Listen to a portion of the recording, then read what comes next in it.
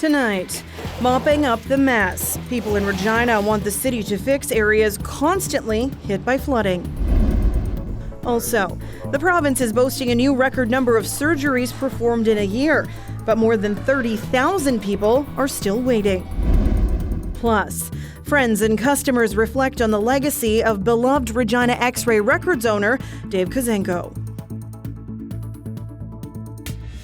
This is CBC Saskatchewan News.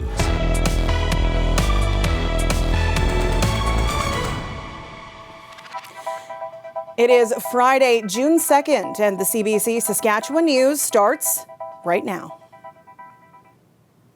Good evening and thanks for watching. It's been a very wet day in southern Saskatchewan, and tonight we begin with the very latest. Ethan Williams joins me right off the top. Ethan, what is going on out there? More rain this afternoon. Yeah, that's right. Our Alexander Kwan on his way home from work today capturing more rain in Regina. You can see here, this was the corner of College Avenue and Elliott Street just about a half an hour ago. Some heavy rain hitting the city from a supercell thunderstorm. You can see it really pooling up along portions of the street here. Now, one thing to note is if you get caught in a vehicle in the storm, or if you are either in the water or you get to an intersection that is flooded, there are a few things to note here. First of all, if you see water, you want to turn around, don't drown. That's the saying. Get out of that area as quickly as you can. But if you are in your vehicle, the first thing that you want to do is turn off your engine. The second thing, if it's shallow enough water that you can get out, open your door and you can step into the waterway that way. But if it's too deep, make sure to roll down your windows, and then you can get out of your vehicle through your window if the water is shallow enough. If you have an emergency kit, take that with you before you get out. We have a plethora of watches and warnings through the province. Severe thunderstorm warning has ended for the city now, but there is still one in place just north of there. Severe thunderstorm watches in place through southeastern Saskatchewan. Just where are those storms? Sam, I'll let you know a little bit later in the show. All right. Thanks, Ethan. You bet. Now, of course, flooding was the word of the day in Regina, from homes to streets to underpasses. An overnight storm made for a nasty and rude awakening, literally, for many people in the city. Alexander Kwan has more on the impact and what's being done about it.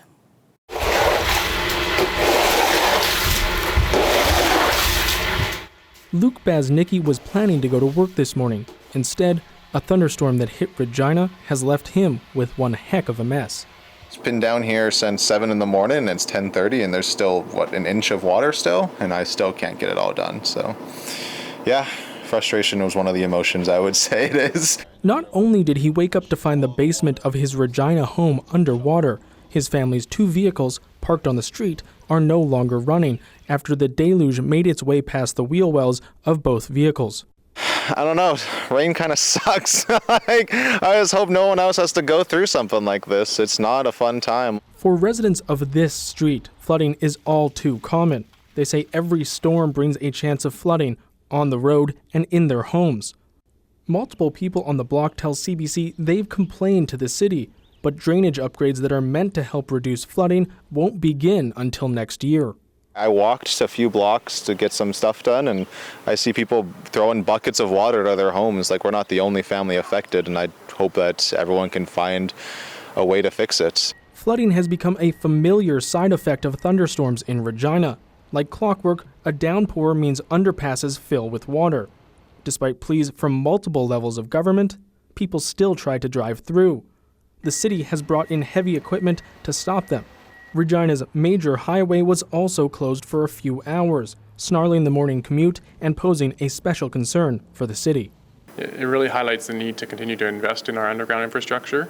So we've got significant investment happening in stormwater upgrades this year and many years to come, but there's a lot more work to do. With more rain on the way and insurance claims being filed, that's an answer that may not please everyone. The roads may now be clearing up, but for some residents, the repairs from this storm are just beginning. Alexander Kwan, CBC News, Regina. A Saskatchewan man at the wheel of a fatal crash 7 years ago was back in court today. The crash happened on Highway 16 near Langham. And instead of facing a new trial for his actions, the man made a plea deal. Dane Patterson has more. In February 2016, Robert Major was driving his truck with 6 passengers crammed into it when he sped through an intersection and crashed into a semi-truck. 3 people died, including his girlfriend and 2 of his sons. He was deemed responsible for those deaths and the injury of 3 others. Today, he was arraigned on charges of dangerous driving, causing bodily harm and death. In a theoretical sense, this is concluding, but there's no conclusion for the real victims in this case. In many respects, they're trapped in that crash for the rest of their lives. Major had originally been sentenced to 7 years before it was overturned and set for another trial. His plea deal avoided that trial as part of a joint submission between the defense and the Crown. The sentence brought forward is 5 years with credit for time served. I think, and I don't want to speak for each of the family members, but I think they're satisfied with the result. They're happy that the matter is being concluded and that Mr. Major will serve a jail sentence. But I think what's most important for them is that they can finally have a resolution to the case. Major was also charged with 6 counts of criminal negligence, 3 causing death and 3 causing injury. Those are expected to be withdrawn when he's sentenced in October. The original trial also heard Major was using his cell phone right before the deadly crash. A terrible tragedy that has impacted everybody. To say that there's no winners in a case like this would be a gross understatement. Conclusion of the matter is what we're looking for, and this is the process that brings us to a conclusion. Major will return back to the community for the next 4 months leading up to his sentencing hearing. It will give him time to settle his affairs, including the near future of his remaining son, before he's sent back to custody. Dane Patterson, CBC News, Saskatoon. The Saskatchewan government says it set a new record for number of surgeries performed in a year, but more than 32,000 people are still waiting for procedures. From April 1st last year to this year, more than 90,000 surgeries were done here. It's the highest one-year total in the province's history. The government hopes to break that record again this year with a goal of more than 103,000 surgeries. To do that, the government will have to pay for surgeries at private clinics. The opposition NDP says that's wrong.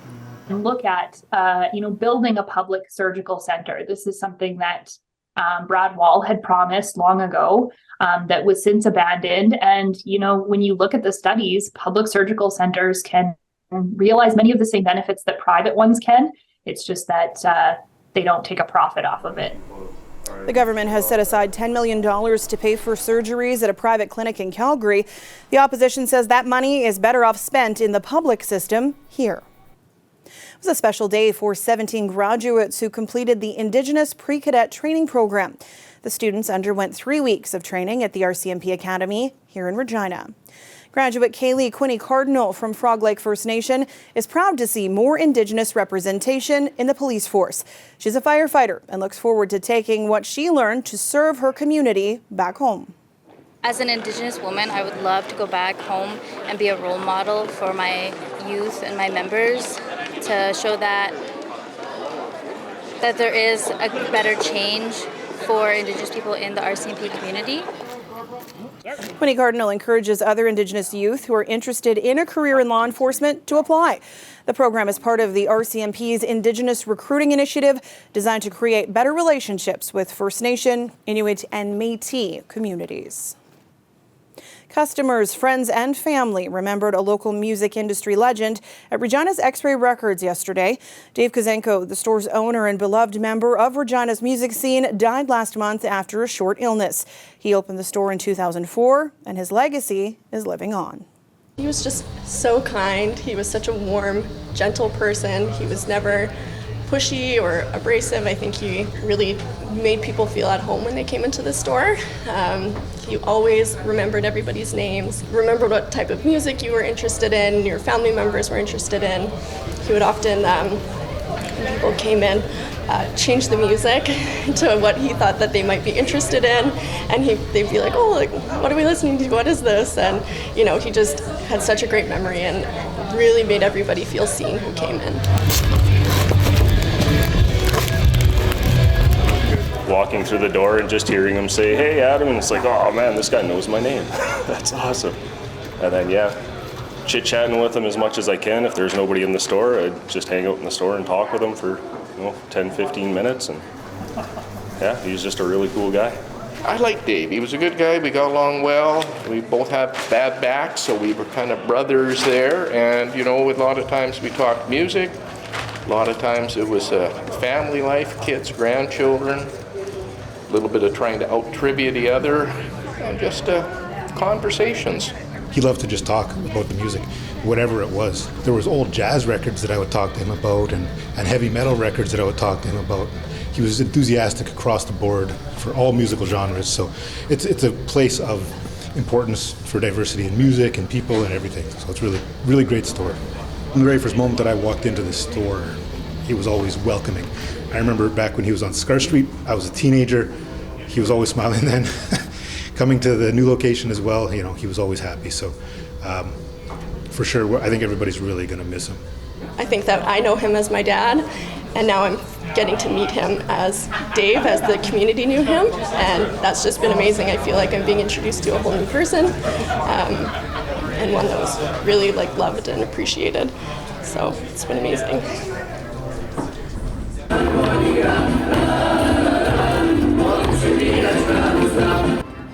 Scenes from the Polish Pavilion at the Mosaic Cultural Festival in Regina. Last night was the first night of the festival, and the first year Mosaic is back since the pandemic.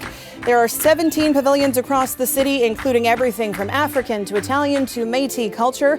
There's even some new stops like the Latino Pavilion. The festival runs until tomorrow night. We'll be back after the break.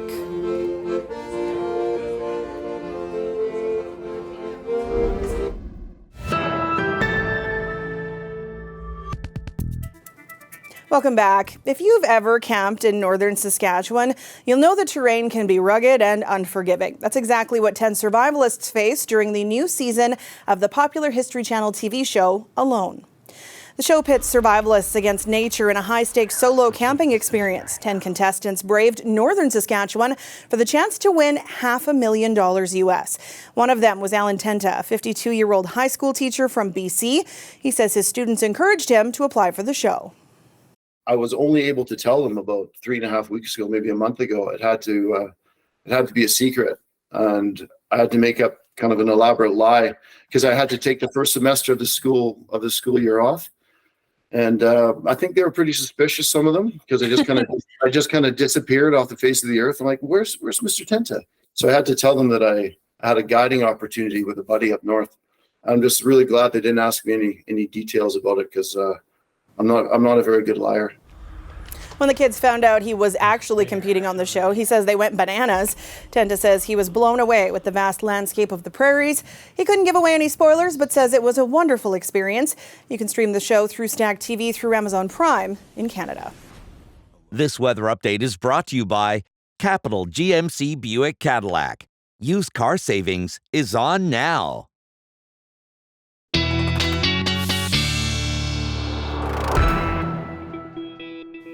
Our weather specialist Ethan Williams joins me now. You know what else is bananas? The amount of rain we have had in the last 24 hours. Yeah, it has been incredible, especially around the Regina area, picking up 30 to 40 millimeters just in the last 24 hours. That doesn't include the amount that we just got in the last hour here in the city. But not just the severe thunderstorms, potentially a tornado touching down, a funnel cloud at least. You can't really see the end of it. There's just peeking behind the house. This is from Elisa out just southwest of Weyburn. There were also some photos of a potential touchdown near Neptune, which is to the southwest of the Weyburn area.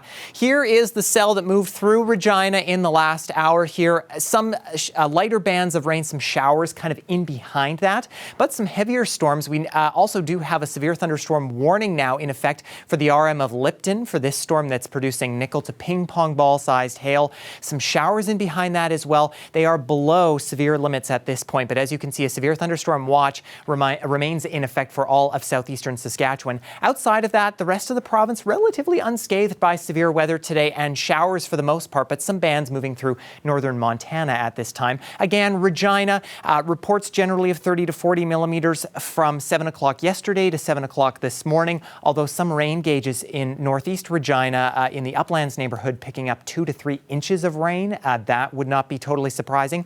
Prince Albert picking up around 30 to 35 yesterday as well, and just southeast of Regina, that bringing through about 15 to 20 millimeters. Even west central Saskatchewan getting a good 15 or so. Showers and storms likely again in southeastern Saskatchewan tonight. Those will start to move northward as we head through the night. Showers and storms for central Saskatchewan, including Saskatoon, as we head through the day tomorrow.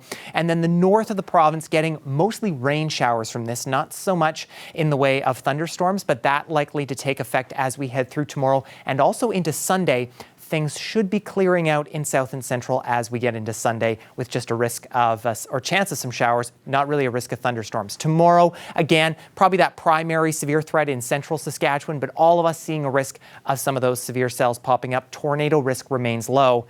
Look at this. This is so nice to see. Almost the entirety of the province under a low fire risk at this point, including northern Saskatchewan. This is for tomorrow, likely going to remain this way for the next couple of days, but probably not going to last much longer than that, unfortunately.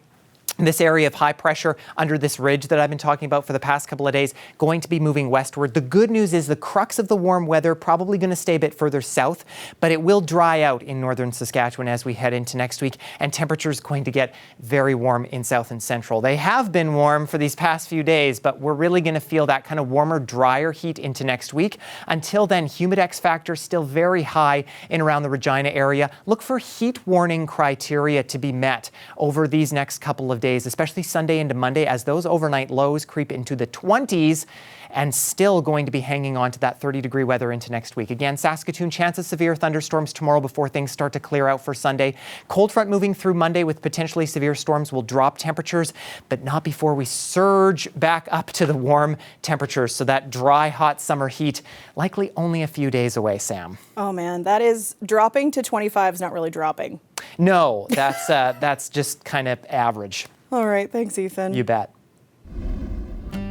Well, here's something cute for you on a Friday. People in the Lakewood area of Saskatoon may have noticed some fox friends frolicking about. A mama fox and 6 kits have set up under a deck at a condo in that area of Saskatoon. Some of them were a little camera shy, but we were able to see mom and 3 of them for sure. And these ones, just like dogs, play fighting over a stick. We'll be back after the break.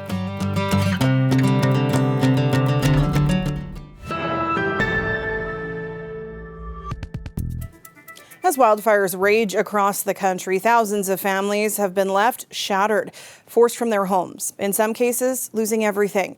In Halifax, Sam Sampson takes a look at the impact and how neighbors are trying to help. This is the main evacuation center for people forced from their homes in the fire nearest Halifax and the surrounding area. It's full of resources for people who, A, don't have a place to go right now, but maybe just need a little bit of help. So yes, people can stay here overnight. This is also a region for some health care. Maybe you have a bit of an issue from the smoke with your lungs. You can get a look at that, or any other kind of health care. There's food, water, clothing for people, and mental health resources as well, because this is a very traumatic time for people who may have never expected something like this to happen. This is where a group of people got on 4 different buses today and toured their own neighborhood, really, to see what was left of their homes. Lots of damage in the surrounding area of Halifax too. One man didn't want to go on that bus tour. Take a listen why. I just feel like when I want to see my property, I want to be able to do it with my family and by ourselves, and actually be physically able to go in and I don't know if I want to sort through stuff, but I'd just rather do it alone. To receive the news that you've lost your home is just devastating news. So, you know, that type of news has to be delivered with compassion and as much empathy as possible. So I'm just so sorry for those people that lost their homes and had their life turned upside down. These mental health support workers are so important because it is such a tough time for some people. Now, there is some good news in the forecast. We have rain coming to Nova Scotia. It varies how much depending on where you are, but we're talking 5 to 25 millimeters over the next few days. And while that is a start, fire officials say it's not really enough to stop the fires, because they say, as they've seen in the past, it only takes a few days of really warm weather after that soggy weather to put us right back where we are. It was hard to believe. We're expecting 3 or 4 or 5 days of significant rainfall. Based on the past, what we will see, we'll get 3 or 4 days of good rain, and all it takes is 3 or 4 days of warm weather, and we're right back here again. So a very fluid situation in Nova Scotia. Sam Sampson, CBC News, Halifax.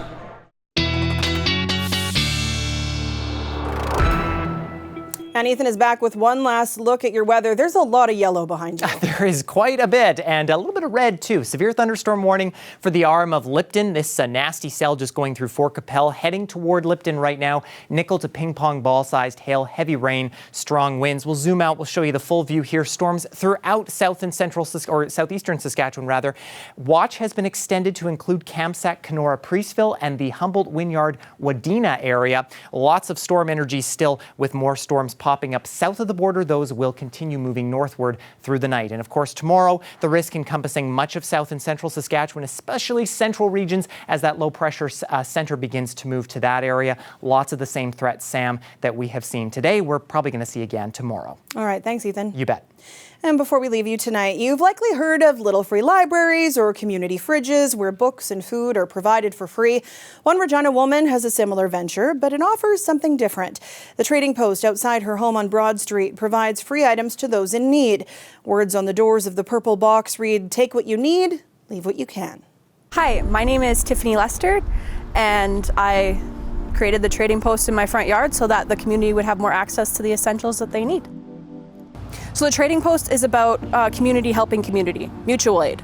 Cold drinks is the favorite right now, especially because it's really hot, and then weather appropriate clothing. So in the winter, it'll have more like heavy clothing and parkas and stuff like that. Right now it has shorts and muscle shirts, and then like I said, the cold drinks and snacks and food. High protein items is a really good thing to put in there. The need is high.